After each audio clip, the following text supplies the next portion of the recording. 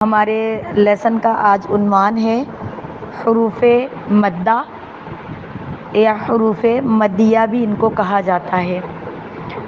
حروف مدہ 3 ہیں: الف مدہ، واو مدہ اور یائے مدہ۔ حروف مدہ کا حکم یہ ہے کہ ان کو 2 حرکات کے برابر کھینچ کر پڑھا جاتا ہے۔ نمبر 1 الف مدہ۔ الف مدہ وہ ہے الف اور اس سے پہلے والے حرف کے اوپر زبر ہو تو اس الف کو الف مدہ کہا جاتا ہے۔ جیسے قال، قاف کے اوپر زبر ہے اور اس کے بعد الف ہے تو اس الف کو الف مدہ کہا جاتا ہے۔ اس کو 2 حرکت کے برابر کھینچ کر پڑھیں گے، قال۔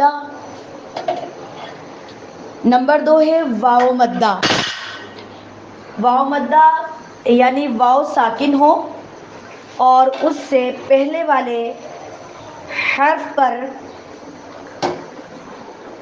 پیش ہو۔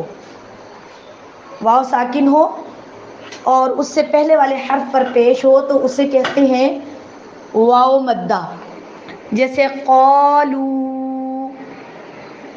واو ساکن اور لام کے اوپر پیش ہے، قالو۔ نمبر 3 یائے مدہ۔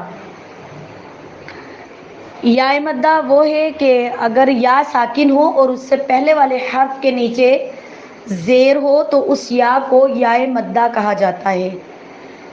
جیسے قیلا، قیلا، قی، یا ساکن ہے اور اس سے پہلے والے حرف کے نیچے زیر ہے، قیلا۔